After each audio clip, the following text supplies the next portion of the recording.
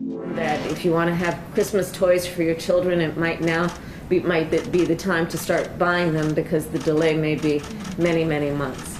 So across the board, people are experiencing the issue. This is a headline. She said that people should consider buying their Christmas presents right now because of supply chain problems all around the world. So that's the news from our vice president. Buy Christmas presents in August.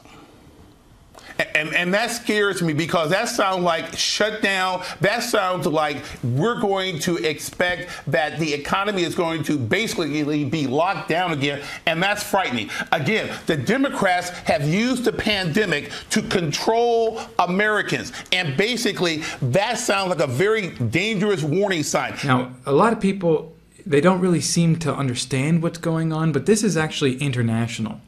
A leading supermarket boss from the UK, they warned that the current food shortages are at the worst level that he has ever seen. Now, this is also something that's happening in the United States. It's happening all around the world, and they're pretty much the same stories being told all around the world. Now, the food supply chain, they said, was disrupted by a lack of lorry drivers and by a shortage of labor in general. So they're facing the same kind of issues where they say there's a lack of drivers, there's a lack of labor, and this is happening all across the food industry. So the chief executive of a co-op group named Steve Merles, he said the Brexit and also some of the crisis-related issues, they all have something to do with this, but the road haulage industry said that there's currently a shortfall of around 90,000 drivers. Now, the boss of the frozen food retailer Iceland, Richard Walker, he said that unless these problems are resolved now, it could affect the all-important Christmas supplies. Now, this is another troubling sign. The other day, they were warning about this in the US, that it would be a good time to go out and to purchase your Christmas presents now, because it's likely you won't be able to have access to those kinds of things by the time that Christmas rolls around. And this was something that was coming out from the chief lady supposedly in charge. And that's interesting because we're hearing the same kind of subject going on, that it could begin to impact the all-important Christmas supplies.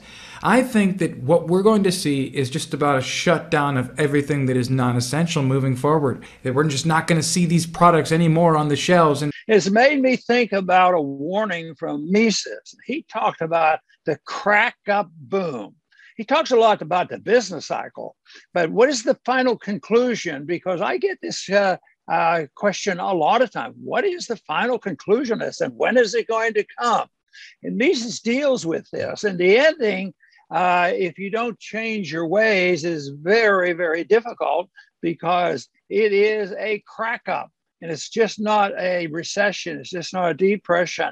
It's major economic and political activity that goes on, and a real threat to the people, and a tremendous readjustment of wealth. The wealth is dissipated. A lot of wealth is destroyed.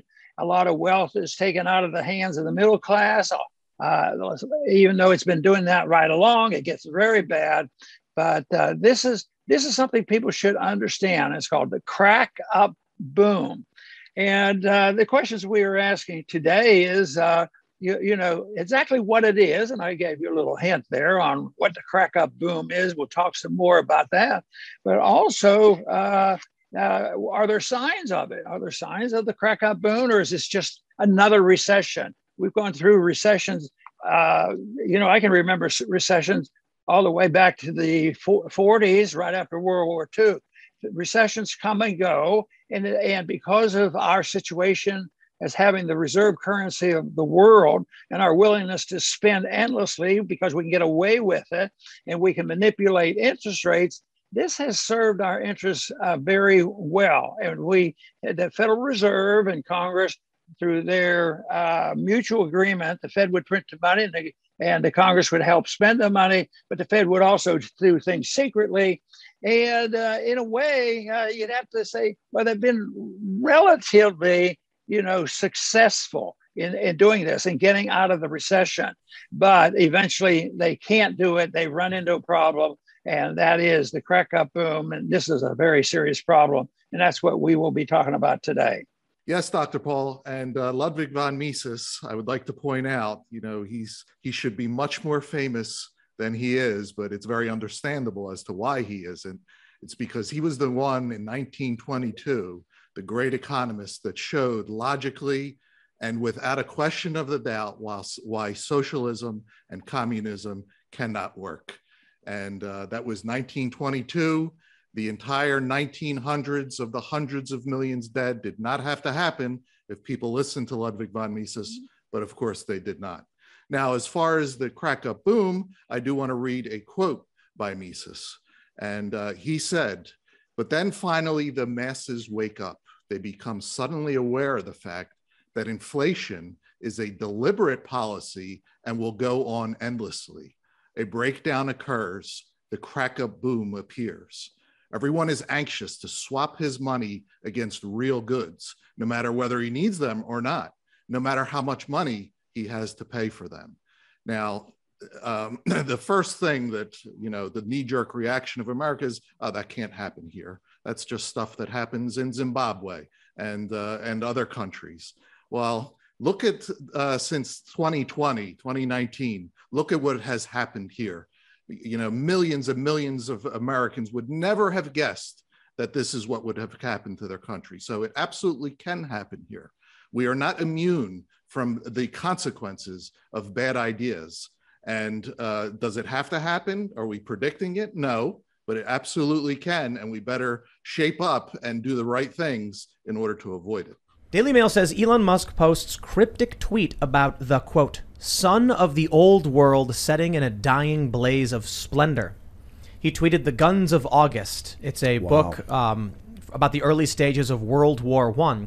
He followed it up with a tweet with a Lord of the Rings reference. Oh. He's not responded to comments about what he meant, but he said 9 rings for mortal men following after he said that. Well, the Guns of August are very prophetic. I mean, the following quote was one of the guys trying to negotiate a peace to make sure we didn't go to war said the lights of Europe are going to go out never to be relit in my lifetime. Remember, 1914, what happened with the assassination in Serbia in late June. Basically 5 weeks later, they had these treaties and the mobilization. It kind of took on a life of its own, and inexorably were drawn to a war. From August of 1914, that war did not end until the fall of the Berlin Wall. That's why the 20th century is the most bloody century in mankind's history. When they look back at it, we lived it. You in this audience, some of you were born in what will be called a modern dark age. 250 million people died, were slaughtered in the 20th century through wars, starvation, of what happened in August. That's why the Guns of August. Anybody who wants to read Barbara Tuchman's book will see when the experts know everything. Remember, Europe has 100 years of peace since Napoleon was finished. It was the great industrial, remember, the steam engine, we exploded on industrial production, everything. The wealthiest the world's ever been, the most trade the world's ever been, the most united the world's ever been, a globalized system, the world, it cratered. The Victorian values cratered before our eyes into a sea of barbarity, okay? That ended with, the Khmer Rouge and Mao Zedong and all that, and eventually Afghanistan, which brought down the Soviet Empire, and eventually to the Berlin Wall. The expectations causes the momentum, and because on the early years of the inflation, the people have too much trust and too much hope in the government that it goes longer than anybody dreams it should. But then when it hits, it's worse than they ever expected. But of course, people like Mises and other Austrian economists aren't too shocked that it is that bad. It's the bigger surprise that it lasted so long. But it is not easy to correct. It is not just an economic matter. It's a political matter. It's a financial matter. It is a matter of social stability. And why we're in such a mess today is the COVID-19 pandemic has shaken our economies and societies to the core and shown us how vulnerable we are to biological threats. In the digital world, similar risks are being overlooked right now. A cyber attack with COVID-like characteristics would spread faster and further than any biological virus. Its reproductive rate would be around 10 times greater than what we've experienced with the coronavirus. To give you an idea, one of the fastest worms in history, the 2003 Slammer sapphire worm, doubled in size approximately every 8.5 seconds, infecting over 75,000 devices in 10 minutes and almost 11 million devices in 24 hours. Fortunately, at least until now, cyber attacks have not impacted our health the way pandemics have, but the economic damages, and therefore the impact they have had on our daily lives, have been equal and sometimes even greater. You see, the only way to stop the exponential propagation of a COVID-like cyber threat is to fully disconnect the millions of vulnerable devices from one another and from the internet. All of this in a matter of days. A single day without the internet would cost our economies more than $50 billion US, and that's before considering the economic and societal damages should these devices be linked to essential services such as transport or healthcare. As the digital realm increasingly merges with our physical world, the ripple effects of cyber attacks on our safety just keep on expanding at a faster pace than what we're preparing for. COVID-19 was known as an anticipated risk. So is the digital equivalent. Let's be better prepared for that one. The time is now. The problem is that these people just don't realise it is all a show. This is all scripted. If anything about recent situations has taught us, and the way everything has panned out, I mean, many people now, I feel, have had their eyes opened to the shenanigans of deception that has been constantly displayed by the media and by the governments. It should tell you, and displayed by them working in tandem together. It should tell you, one, things are planned way in advance.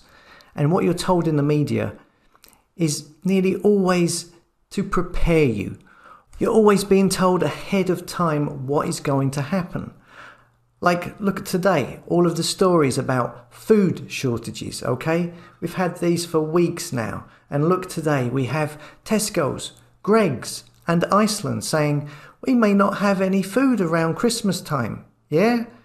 They're priming you. It's supposed to be news, all right? You're supposed to tell me what's happening today or what happened yesterday, not what's happening in a few months' time. If I want Mystic Meg, I'll go and see an astrologer. But they are not guessing, like Mystic Meg might be. They are letting you know in advance, priming you, conditioning you to subliminally accept this situation. They're planting the seed for the setting up of the next part of the script. Sometimes, of course, they say or imply something really bad and cause a reaction so that you then accept a lesser version of the really bad thing they implied. They're using some kind of magic, psychological conditioning. The control system in place has been there for so long, and things have progressed at a pace that now many people don't notice the layers of deception. The moment that 15 days to flatten whatever they were talking about flattening, that was the crisis. Liberty was conceded. So now we're 2 years later and they do not want to let go no matter what. So the return to truth is painful, but that's the cure. That's not the crisis. And no matter how painful it is, we have to go through it in order to get back to reality. So all these situations that I just listed have the same lesson attached to them. Never sacrifice your liberty, because that is the real crisis.